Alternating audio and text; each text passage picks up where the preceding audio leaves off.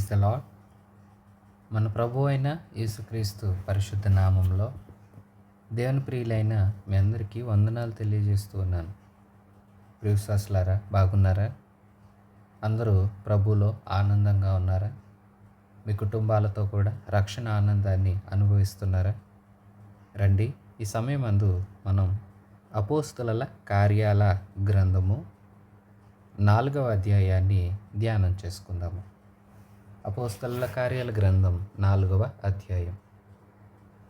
వారు ప్రజలలో మాట్లాడుచుండగా యాజకులను, దేవాలయపు అధిపతియు, సద్దూకయ్యులను వారు ప్రజలకు బోధించుటయు, యేసును బట్టి మృతులలో నుండి పునరుత్థానము కలుగునని ప్రకటించుటయు చూచి కలవరపడి వారి మీదకు వచ్చి వారిని బలాత్కారముగా పట్టుకొని సాయంకాలమైనందున మరునాటి వరకు వారిని కావలిలో ఉంచిరి.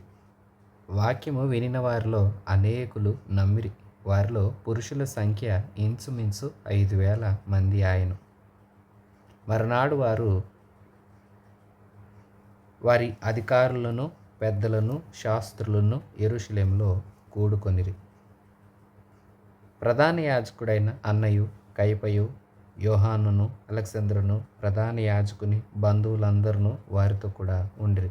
వారు పేతురును, యోహానును మధ్యను నిలవబెట్టి, మీరు ఏ బలము చేత, ఏ నామమును బట్టి దీన్ని చేసితిరని అడగగా, పేతురు పరిశుద్ధాత్మతో నిండినవాడై ఇట్లా నేను, ప్రజల అధికారులారా, పెద్దలారా, ఈ దుర్బలునికి చేయబడిన ఉపకారమును గూర్చి వాడు దేని వలన స్వస్థత పొందినని నేడు మమ్మును విమర్శించుచున్నారు గనుక, మీరందరూ ఇశ్రాయేలు ప్రజలందరూ తెలుసుకొనవలసినదేమనగా, మీరు సిలువ వేసినట్టు, మృతులలో నుండి దేవుడు లేపినట్టు, నజరేయుడైన యేసుక్రీస్తు నామముననే వీడు స్వస్థత పొంది మీ ఎదుట నిలుచుచున్నాడు. ఇల్లు కట్టువారైన మీరు తృణీకరించిన రాయి ఆయనే. ఆ రాయి మూలకు తలరాయి ఆయను. మరి ఎవని వలననూ రక్షణ కలగదు. ఈ నామముననే మనము రక్షణ పొందవలెను గాని, ఆకాశము క్రింద మనుషులలో ఇయ్యబడిన మరి ఏ నామమున రక్షణ పొందలేము అనెను. ప్రియశ్వాసులారా, చూడండి, పేతురు, యోహాను ప్రార్థనా కాలంలో ఇంచుమించు పగలు మధ్యాహ్నం 3 గంటల ఆ సమయంలో వారు దేవాలయానికి వెళుతున్న వారు ద్వారం దగ్గర కుంటివాడైన ఒక వ్యక్తిని చూడటం, తేరి చూచి అతనికి యేసు నామమున స్వస్థత కలుగునని చెప్పినప్పుడు అతడు లేచి నడిచినప్పుడు అనేకులు ఆశ్చర్యపడ్డారు. అలాగే పేతురు ఈ కార్యం జరగటం, ఆ వ్యక్తి లేచి తిరగటం అన్నీ చూసి అందరూ అనేకులు గుంపు కూడి వచ్చారు. ఆశ్చర్యపోతుంటే, ఇది మా వల్ల కలిగింది కాదయ్యారా, యేసు నామమున జరిగింది, ఆయన నామం శక్తివంతమైనది, ఇదిగో ఆయన వివరాలంటూ చక్కటి మాటలు బోధించినట్లుగా మనం 3వ అధ్యాయంలో చూస్తాం. ఎప్పుడైతే వారు ఆ మాటలు చెప్తూ ఉన్నారో, వారి మాటలు విన్న వారిలో ఇంచుమించంట 5,000 మంది వాక్యాన్ని నమ్మారట. వారు పురుషులు, ఇంకా అనేకులు ఉన్నారు. కొంత సంఖ్య మాత్రం ఇక్కడ చెప్పబడింది సుమారుగా. చూసారా, వాక్యాన్ని వారు నమ్ముతూ ఉంటుంటే, అలాగే అపోస్తలుల చేత ఈ కార్యం చేయబడిందని కొందరు విన్నారు. సద్దూకయ్యులు, అధిపతులు, అధికారులు.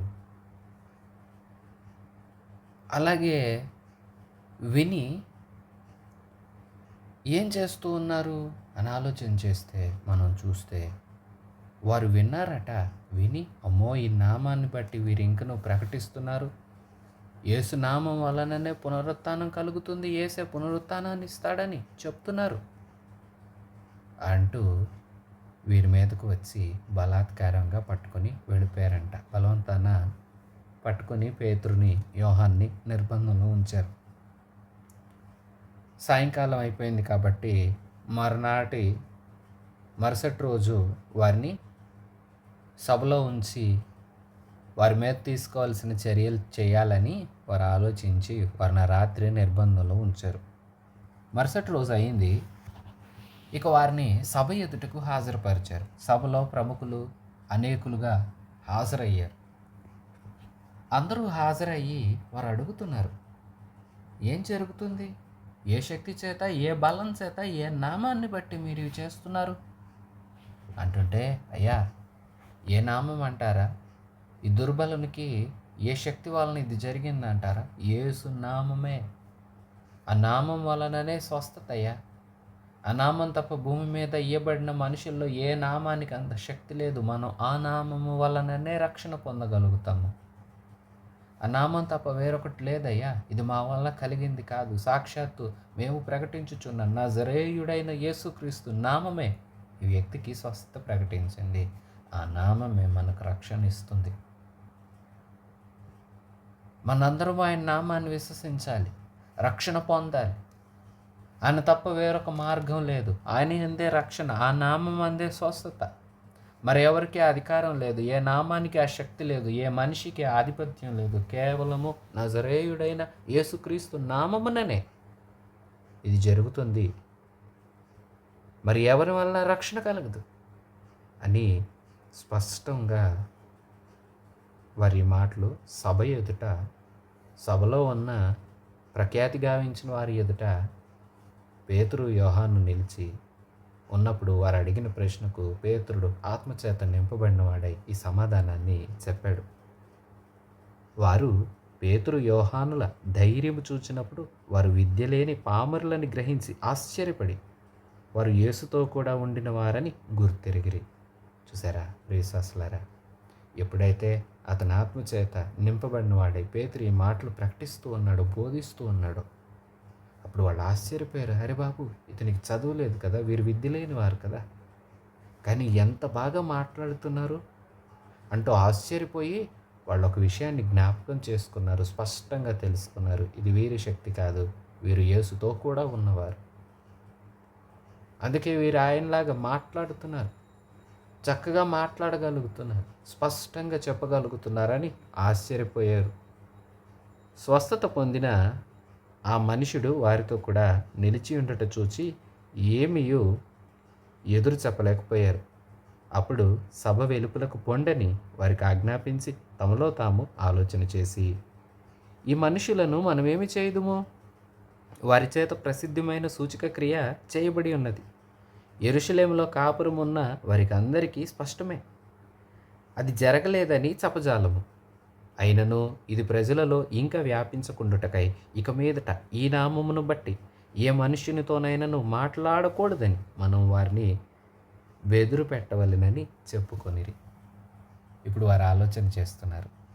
పేతురు మాట్లాడిన మాటలకు ఆశ్చర్యపడిపోయి, అయ్యో, మనం ఏం చెయ్యాలి? ఇదిగో, స్వస్థత కలగలేదని చెప్దామా?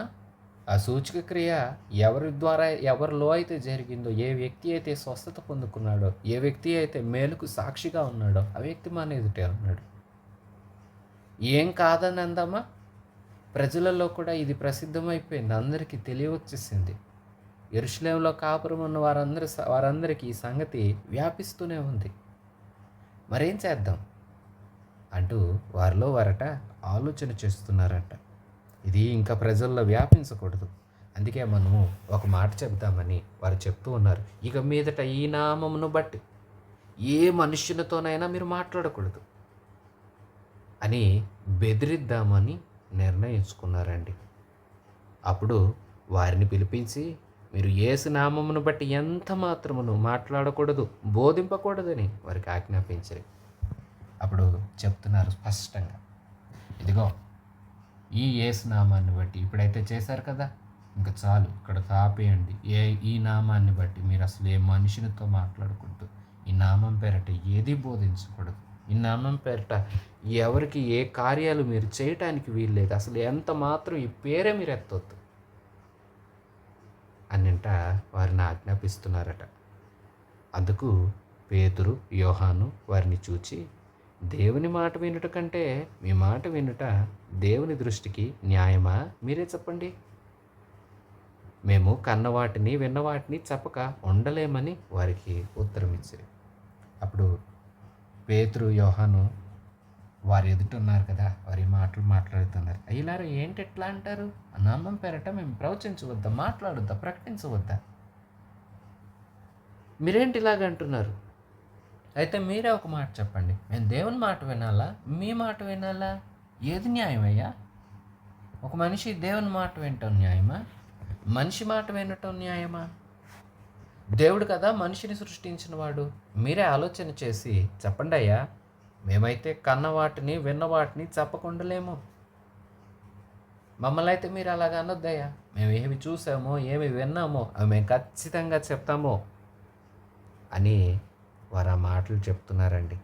ప్రజలందరూ జరిగిన దాన్ని చూచి దేవుని మహిమపరచుచుండిరి గనుక సభవారు ప్రజలకు భయపడి వీరిని శిక్షింప విధి ఏమియో కనుగొనలేక వీరిని గట్టిగా బెదిరించి విడుదల చేసిరి. చూసారా? వారి మాటలకు ఆశ్చర్యపోయారు మొదట.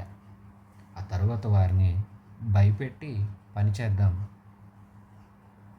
అని ఆలోచన చేసి బెదిరించారు, ఆజ్ఞ ఇచ్చారు. వారు స్పష్టంగా చెప్పేస్తారు, మేము ప్రకటించకుండా ఉండలేము.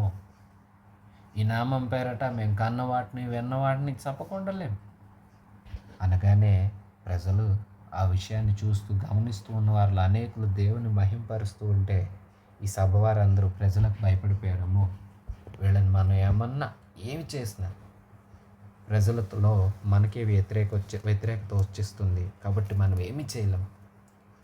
అలాగని వీళ్ళ మీద ఏమన్నా నేరం మోపుదామా? ఏ కారణమో దొరకట్లా. అందుకేనంట వారిని గట్టిగా బెదిరించి వదిలేశారంట. విశ్వాసులారా, పేతురుని చూడండి, యోహాన్ని చూడండి.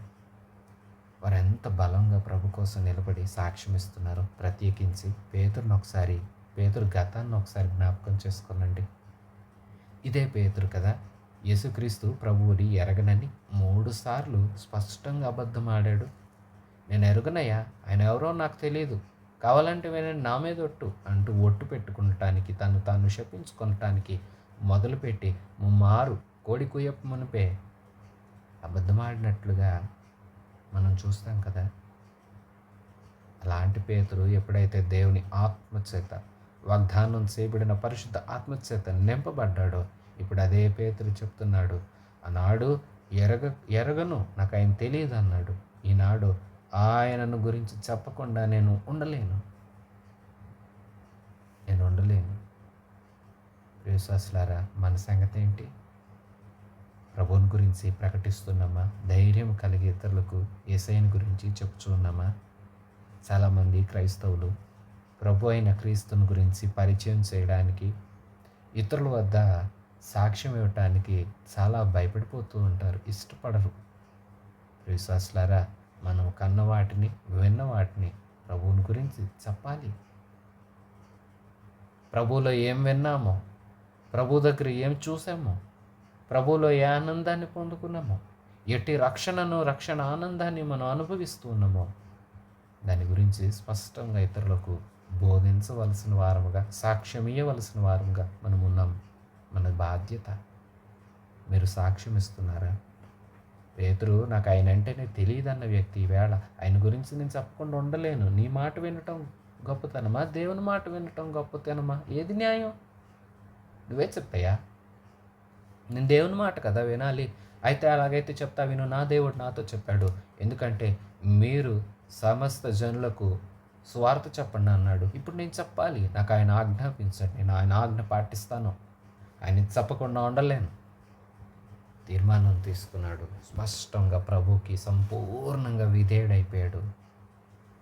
ఇప్పుడు నేను వెనక అడుగు వేయలేను, నేను ప్రకటిస్తానని సభవారి ఎదుట ధైర్యంగా ప్రకటిస్తున్నాడు. ఒక చిన్న వ్యక్తి అడిగితేనే, ఒక చిన్నది అడిగిందని మనం స్వార్థలలో చూస్తాము. నువ్వు ఆయనతో కూడా ఉన్నావు కదా అంటే అక్కడే అబద్ధమాడిన వ్యక్తి ఈవేళ సభికుల ఎదుట అనేకులు గొప్పవారిగా, అధికారులలో ఉన్నవారిగా అనేకులు అక్కడ కూర్చుండి ఉన్న అందరి ఎదుట ధైర్యంగా చెప్తున్నాడు.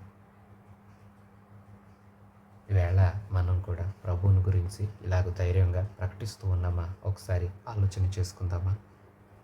22వ వచనం, స్వస్థపరచుట అను ఆ సూచిక క్రియ ఎవని విషయంలో చేయబడినో వాడు 40 ఏండ్ల కంటే ఎక్కువ వయసు గలవాడు. వారు విడుదల నొంది తమ స్వజనుల యొద్దకు వచ్చి ప్రధాన యాజకులను పెద్దలను తమతో చెప్పిన మాటలనన్నిటినీ వారికి తెలిపిరి. స్వస్థత పొందిన వ్యక్తి ఏమో 40 ఏళ్ల కంటే ఎక్కువ వయసు గలవాడంట. ఇక వారు సభ నుంచి పంపించేశారు ఆజ్ఞాపించి. ఎక్కడ ఈ నామం గురించి చెప్పారో ఊరుకోము, మిమ్మల్ని అసలు ఊరుకోము అంటూ బెదిరించి వెళ్ళిపోండి అని పంపించేశారు. వారు వచ్చి తమ వారికి తమ సొంత జనులకు అక్కడున్న ప్రధాన యాజకులు పెద్దలు తమతో ఏమేం చెప్పారో ఆ మాటలన్నింటినీ అంట అక్కడ ఉన్న వారందరికీ సంఘానికి తెలియచేస్తూ ఉన్నారు. 24వ వచనం, వారు విని ఏక మనస్సుతో దేవునికిట్లు బిగ్గరగా మొరపెట్టిరి. నాథా, నీవు ఆకాశమును భూమిని సముద్రమును వాటిలోని సమస్తమును కలగచేసిన వాడవు. అన్యజనులు ఏల అల్లరి చేసిరి? ప్రజలెందుకు వ్యర్థమైన ఆలోచనలు పెట్టుకొనిరి?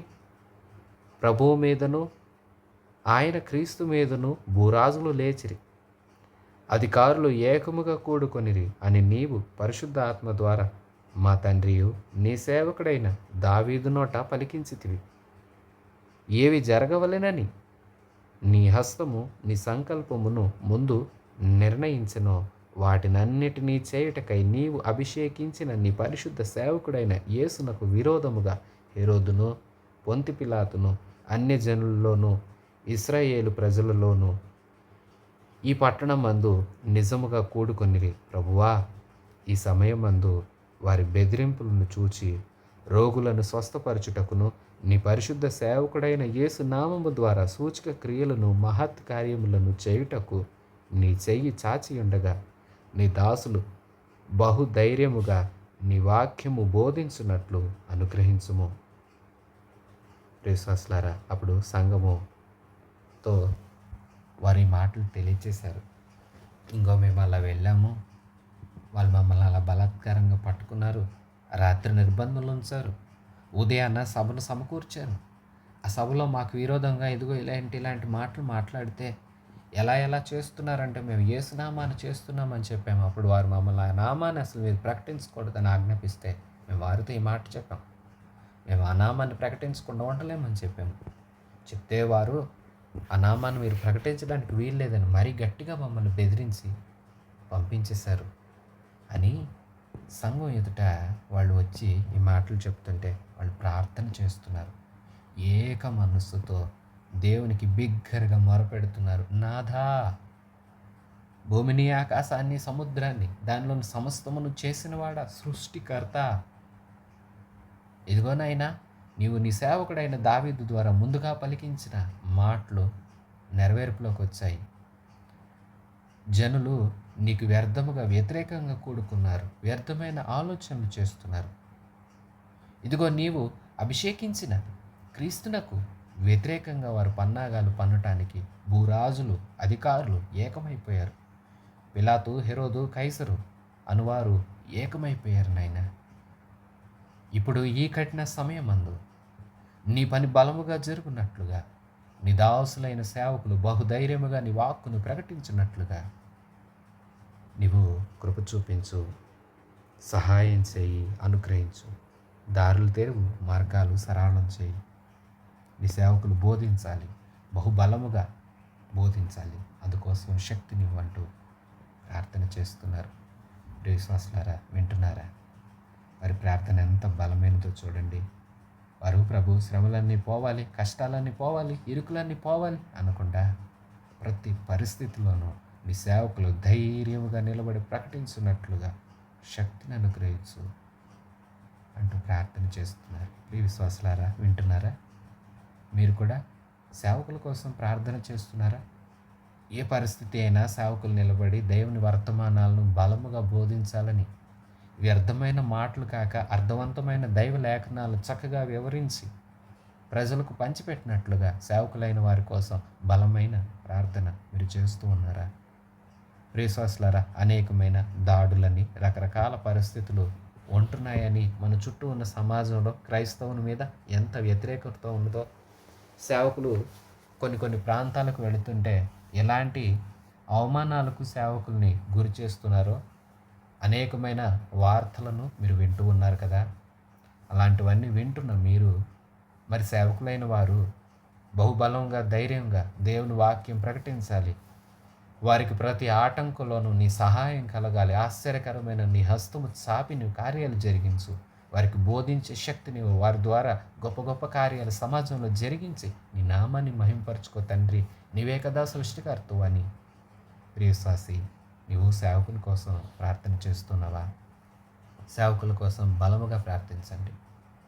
ఆనాటి సంఘం ఎంత బలముగా ప్రార్థించిందో, అత్యాశక్తితో ప్రార్థించి సంఘపు ప్రార్థన గొప్పదని, ఆ గొప్ప ప్రార్థన ఎలాంటి కార్యాలు ప్రభు ద్వారా జరిగించడానికి, ప్రభు కార్యాలు చేయడానికి ఆ ప్రార్థన ఎంత దోహదపడిందో మనం ఈ అపోస్తలుల కార్యాల గ్రంథంలో చదువుతామండి.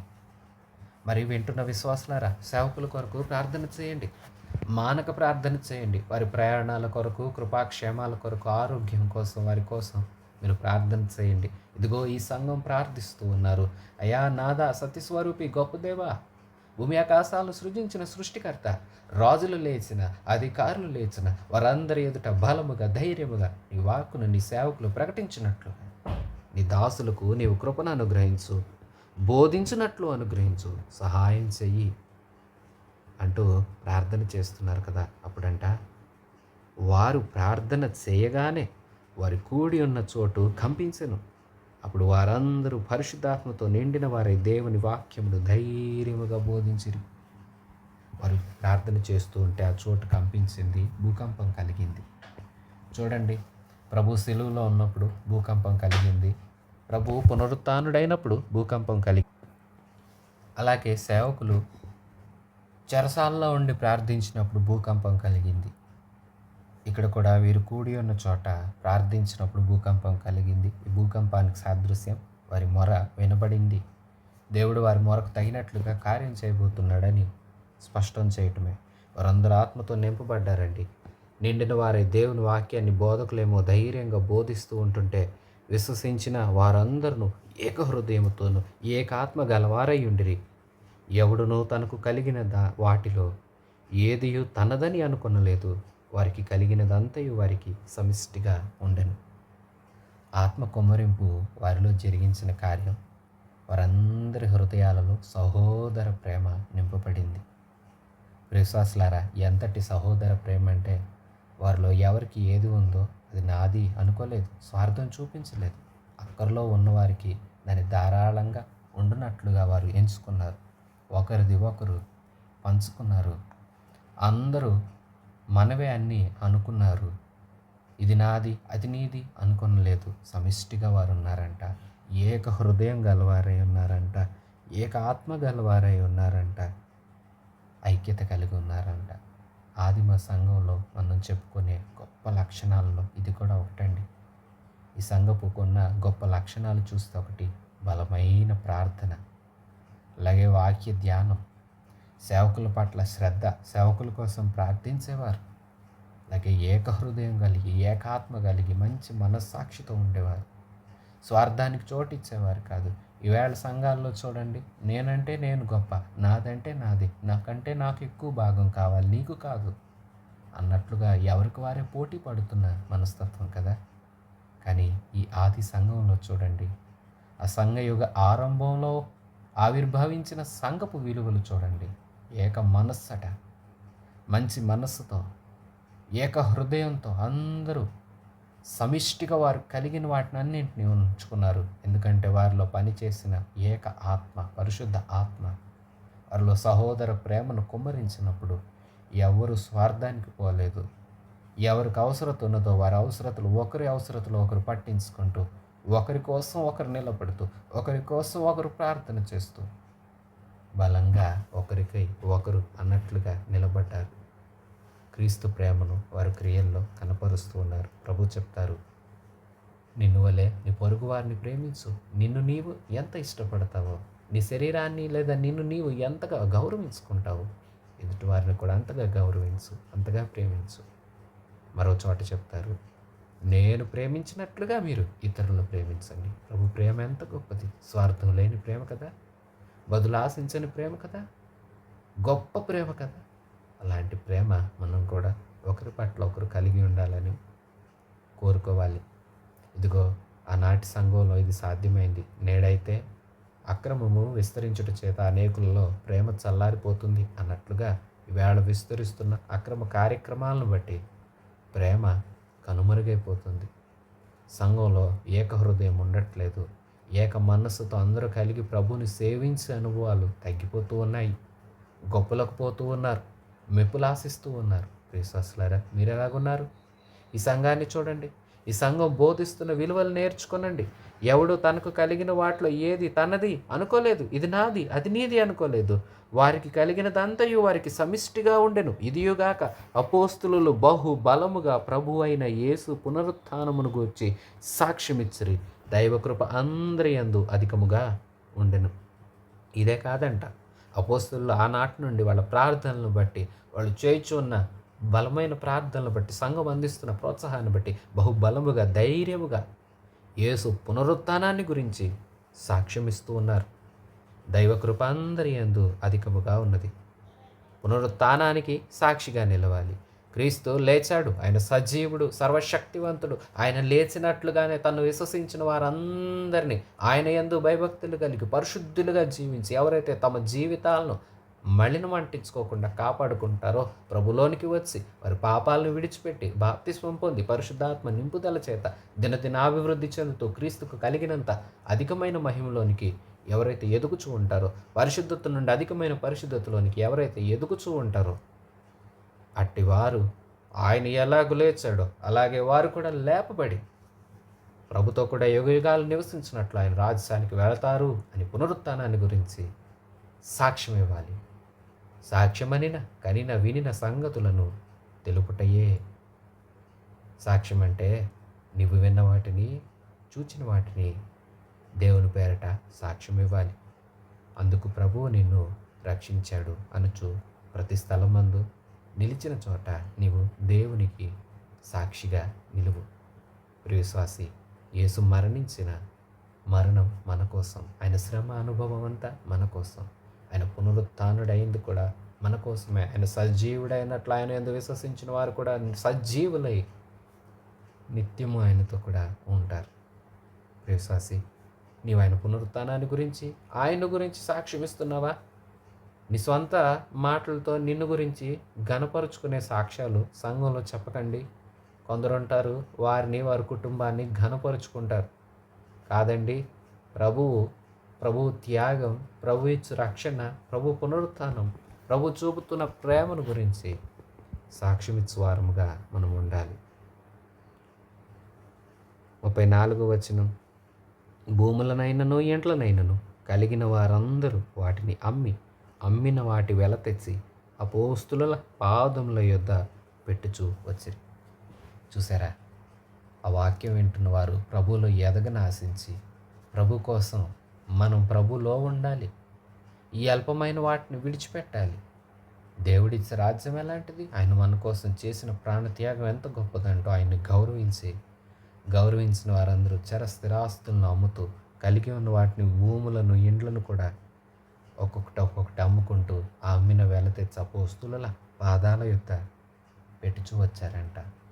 ఒకనాడు శిష్యులు అడిగారు కదా, అయ్యా నీకోసం అన్నీ వదులుకున్నాంగా, అంటే నా కోసం ఏది వదులుకున్నా 100 రెట్లు ఫలం పొందుతారు అని ప్రభు సెలవిచ్చినట్లుగా ఇక్కడ చూడండి, వీరి పాదాల దగ్గర ధనం పెట్టబడుతూ వచ్చింది.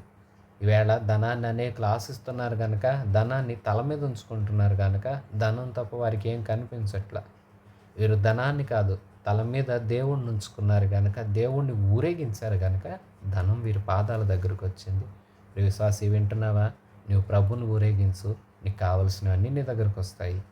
నీకు కావలసిన వాటిని నువ్వు గౌరవిస్తూ ఉన్నావంటే, ప్రభువుని తక్కువ చేస్తూ ఉన్నావంటే, వాటి కోసం నువ్వు పరిగెడుతూ ఉన్నా అవి అందకపోవచ్చు. కానీ నీవు వాటన్నింటినీ వెనకాల పరిగెత్తడం మానేసి ప్రభువుని ఘనపరచు. ఆయన రాజ్యము నీతి వెతుకుంటూ ముందుకు సాగు. నీకు కావలసినవన్నీ నీ యొద్దకు వస్తాయి అనటానికి ఇది సంపూర్ణ, సమగ్రమైన, స్పష్టమైన నిదర్శనం అని చెప్తాను నేనైతే. వినండి. మరలా చదువుతున్నాను 34వ వచనం. భూములనైనను ఇండ్లనైనను కలిగిన వారందరూ వాటిని అమ్మిన వాటి వెల తెచ్చి అపోస్తుల పాదాల యొద్ద పెట్టారు. అపోస్తులు ఏం చేశారు? వాళ్ళతో ఇంకా కొనుక్కొని ఆస్తులు సంపాదించారా? సేవకులైన వారు విశ్వాసులు తెచ్చే కానుకలు సంపాదించుకుని ఆస్తిపాస్తులు కూడబెట్టుకుంటున్నారా? అంటే వారేం చేశారో చూద్దాం. నేటి సమాజం ఎట్లా ఉన్నదో మనం ఎరుగుదుము. అలనాటి వారైతే వారు ప్రతివానికి వాని అక్కర కొలది పంచిపెట్టిది గనక వారిలో ఎవరికి కుదువ లేకపోయెను. అపోస్తులు ఏం చేశారు తెలుసా? వారు ప్రతివానికి వారి అవసరత కొలది, ఎవరికి అక్కర్లు ఉన్నాయి, ఎవరికి ఏ ఇబ్బందులు ఉన్నాయో చూసి పట్టించుకొని వారి అక్కర్లు తీరుస్తూ వచ్చారు. విశ్వాసులు తెచ్చి కలిగిన వారు వాటిని అమ్ముకొని ఆ డబ్బులు తెచ్చి సేవకులు పాదాల దగ్గర పెడితే సేవకులు విశ్వాసుల్లో ఎవరికి ఏ కొదువులు ఉన్నవో వాటిని తీరుస్తూ వచ్చారంట. చూసారా వాళ్ళ హృదయము ఎలా పనిచేస్తుందో, సహోదర ప్రేమ యందు సేవకులు విశ్వాసులు ఎలా కలిగి ఉన్నారో ఒకసారి మీరు గమనించండి. ఏ కొదువ లేకుండా ఎవరికి వారు సంతోషంగా అందరూ ప్రభువులో ఆనందంగా జీవిస్తూ వచ్చారు. దేవుని పరిశుద్ధ నామానికి మహిమ కలుగును గాక. ఆమేన్. ప్రియ విశ్వాసులారా, ప్రభు నందుండటం గొప్ప భాగ్యం. ఆ నామం గురించి సాక్ష్యం ఇవ్వాలి. పునరుత్థానాన్ని గురించి సాక్షిగా నిలబడాలి. సభ ఎదుట గౌరవంగా ధైర్యంగా నిలబడిన పేతుర్ని, యోహాన్ని చూడండి. మేము ప్రకటించకుండా ఉండలేం అని బిగ్గరగా గొప్ప గొప్ప అధికారుల ఎదుట వారు ఎట్లాంటి సాక్షిగా నిలిచారో చూసారా? మీరు క్రీస్తుకి సాక్షులేనా? ఆయన పునరుత్థానానికి, ఆయన సజీవుడు అని చెప్పడానికి సిలువను ఎక్కాడు, కానీ ఆ సిలువలో మన పాపాలన్నీ కొట్టివేశాడు. ఆయన మనల్ని సజీవులుగా లేపుతాడు, అందుకే తిరిగి లేచాడని ఆయన పునరుత్థానానికి నువ్వు సాక్షిగా ఉన్నావా? నీ జీవితం ఆయనకి సాక్ష్యార్థంగా ఉంటుందా? యేసుకి పత్రికగా నీ జీవన విధానం ఉంటుందా? యేసు ప్రేమ, యేసు కార్యాలు నీ క్రియలలో కనిపిస్తున్నాయా? సహోదర ప్రేమ కలిగి నిన్ను వలే నీ పొరుగు వారిని ప్రేమిస్తూ మంచి మనస్సాక్షితో ఉన్నావా? సంఘంలో భేదాలు పెడుతున్నావా? జాగ్రత్త. సంఘాన్ని చెదరగొట్టే ఆత్మచేత నీవు నడిపించబడుతూ ఉంటే నేడే పశ్చాత్తాప హృదయంతో పశ్చాత్తాపడి ప్రభు పాదాల దగ్గర ఒప్పుకొని విడిచిపెట్టడం మంచిది. దైవాత్మచేత నింపబడి ప్రేమ గలవాడివై విశ్వాసం యందు ఎదుగుచు ప్రార్థనలో నిలుచుచు నిలకడగా బలమైన ప్రార్థన చేసే వ్యక్తిగా సేవకుల కోసం, సంఘం కోసం, రక్షింపబడని వారి కోసం, నశించిపోతున్న అనేకుల కోసం నీవు ప్రార్థన చేయాలి. బలముగా ప్రార్థన చేయాలి. కుప్రలో పుట్టిన లేవీయుడకు యోసేపు అని ఒకడుండెను. అతనికి అపోస్తులు హెచ్చరిక పుత్రుడు అని అర్థమిచ్చు బర్నబా అని పేరు పెట్టి ఉండిరి. అతడు భూమి గలవాడై ఉండి దానిని అమ్మి దాని వెల తెచ్చి అపోస్తుల పాదముల యొద్ద పెట్టెను. అలాగే ఒక వ్యక్తి ఉన్నారు, ఆయన పేరు బర్నబా. అతను కూడా తనకు కలిగిన దాన్ని తీసుకుని వచ్చి అపోస్తుల పాదాల దగ్గర పెట్టాడని తెలియచేస్తూ ఉన్నారు. ఇతని పేరు ఇక్కడ చెప్పబడింది. ఇతడు పౌలుతో కూడా మిషనరీ యాత్రలు, అలాగే సేవకులకు కూడా ఇంకనూ సహకారిగా ఉంటూ ముందుటి అధ్యాయాల్లో మనకు ఇతను మరలా కనిపిస్తూ ఉంటాడు. విశ్వాసులారా, ఆనాటి అందరి హృదయాలలో దైవ ప్రేమ వెల్లివిరిసింది. అందరూ ప్రేమ చేత నింపబడ్డారు. ఒకరినొకరు ఆదరించుకున్నారు, ఒకరినొకరు ప్రేమించుకున్నారు, గౌరవించుకున్నారు. విశ్వాసి, నీ సంగతి ఏంటి? అలాగే వారు యేసు పునరుత్థానానికి సాక్షులుగా నిలిచారు. మరి నీవు సాక్షివేనా? క్రీస్తుకు సాక్షివేనా? సంఘం ఎదుట నీ ప్రభువుకి, సమాజం ఎదుట నిన్ను రక్షించిన నీ ప్రభువుకి, పునరుత్థానుడై ఆయన తిరిగి లేచి నిన్ను మరలా తిరిగి వచ్చి నిన్ను తనతో కూడా ఉన్నటకు తీసుకువెళ్ళబోతున్న దేవునికి నీవు సాక్షివేనా? ఆయనకు నీ ఒక పత్రికగా నిలిచి నీ జీవితాన్ని ఆయన కొరకు జీవిస్తూ ఉన్నావా? నీ వ్యర్థమైన వాటి కోసం, నీ యొక్క ఆశల కోసం నీ జీవితాన్ని వ్యర్థం చేసుకుంటున్నావా? నేడే ప్రభువుకి సాక్షిగా మారు. నేడే రక్షణ పొందు. యేసు నామం, ఆ నామం మంది రక్షణ, ఆ నామం మంది విడుదల, ఆ నామం మంది స్వస్థత, ఆ నామాన్ని బలముగా విశ్వసించిన వారి జీవితాల్లో కార్యాలు జరుగుతాయి. అన్ని నామముల కన్నా పై నామం, ఘనమైన నామం, యేసు నామం నీకు నాకు అండగా ఉండగా ఆ నామమందు ఆనందిద్దాము. ఆ నామమందు సంతోషిద్దాము. ఆ నామాన్ని అందు రక్షణ పొందుతాము. ఆయన నామాన్ని ఒప్పుకో. యేసు నీవు నా ప్రభు అని విశ్వసించు. నీ పాపాన్ని విడిచిపెట్టు. పశ్చాత్తాప హృదయంతో ప్రభు పాదాలు సమీపించు. నీ మనసు మార్చుకో. బాప్తిస్మం పొందు. అప్పుడు నీవు రక్షించబడతావు. రక్షించబడిన నీవు పరిశుద్ధాత్మ వరం పొందుకుంటావు. ఆ వరము నీకును, నీ ఇంటి వారికి, నీ దూరస్తులకును అందరికీ ఫలభరితంగా మారుతుంది. నీవు మారాలి. అలాగే మారిన నీవు సాక్షిగా ఉండాలి. ప్రభు సాక్ష్యార్థమై నీవు జీవించాలి. దేవునికి ఒక బలమైన ఘనమైన సాక్షిగా నీవు నిలవాలి. దేవుని యొక్క కార్యాలను ప్రత్యక్షపరిచే ఒక పత్రికగా నీవు ఉండాలి. అలాగే సంఘాన్ని చూడండి. సంఘం యొక్క 2 లక్షణాలు చూడండి. మొదటి లక్షణం, సేవకుల కొరకు బలముగా ప్రార్థించిన సంఘం. ప్రార్థిస్తూ ఉన్నావా ప్రియ విశ్వాసి? సేవకుల కోసం, అలాగే అందరి కోసం నువ్వు ప్రార్థిస్తూ ఉన్నావా? నాయకులైన వారి కోసం ప్రార్థిస్తున్నావా? సంఘంలో నీకు వాక్యోపదేశం చేస్తున్న సేవకుల కోసం, నడిపిస్తున్న నాయకుల కోసం, కాపరుల కోసం, స్వార్థికుల కోసం ప్రార్థన చేస్తున్నావా? అనేక స్థలాలకు వెళ్ళి దేవుని స్వార్థ ప్రచురం చేయాలని ప్రయాసపడుతూ వారి యొక్క జీవితంలో అనేకమైన వాటిని వదులుకొని మరి వారు ఎరగని ప్రాంతాలకు వెళ్ళి తెలియని భాషలు నేర్చుకొని ఆయా ప్రాంతాల్లో ప్రయాసపడుతున్న దైవ సేవకుల కోసం ప్రార్థిస్తున్నావా? అలాగే ఈ సంఘంలో సహోదర ప్రేమ ఉంది, ఐక్యత ఉంది. మరి నీ సంగతి ఏంటి? నీలో సహోదర ప్రేమ ఉందా? ఎదుటివారిని ప్రేమిస్తున్నావా?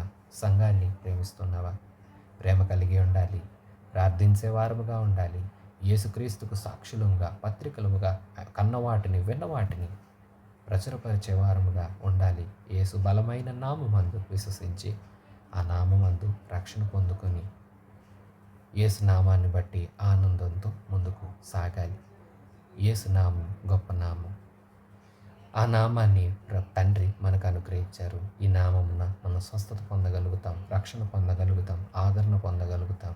ఈ నామాన్నే తండ్రి వద్దకు చేరగలుగుతాం. ఈ నామమే మనల్ని తండ్రి వద్దకు నడిపిస్తుంది.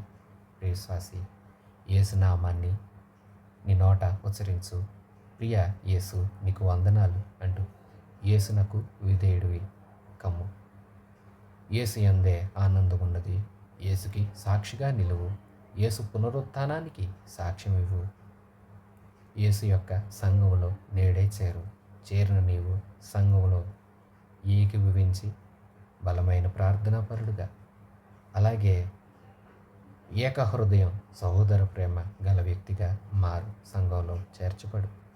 ఈ ప్రియ సంఘాన్ని తన యొద్దకు తీసుకుని వెళ్ళిపోవడానికి త్వరలో ప్రభు అయిన యేసయ్య రాబోతూ ఉన్నాడు. ప్రియవిశ్వాసి, సంఘంలో చేర్చబడ్డావా? చేర్చబడి నీవు స్థిరంగా ఉన్నావా? యేసుకు నచ్చే బిడ్డగా మారుతున్నావా? ఆయన నేడో రేపో రాబోతున్నాడు. రాబోతున్న యేసును కలుసుకునే ఆ శుభగడియలు సమీపిస్తూ ఉండగా నీవు కూడా త్వరగా ఇప్పుడే సిద్ధపడాలని ప్రేమతో తెలియచేస్తూ ఉన్నాను. సిద్ధపడు, సాక్షిగా నిలువు. ప్రభు అలాంటి కృప మనందరికీ అనుగ్రహించి ఈ మాటలు ప్రతి వారి హృదయాల్లో స్థిరపరచునుగాక. ఆమెన్. మన ప్రభు అయిన యేసయ్య కృప, తండ్రి అయిన దేవుని పరమ ప్రేమ, పరిశుద్ధాత్మ దేవుని సన్నిధి సహవాసం దేవుని ప్రియులైన మనందరికీ సదాకాలం తోడయుండి నడిపించునుగాక. ఆమెన్. God bless you.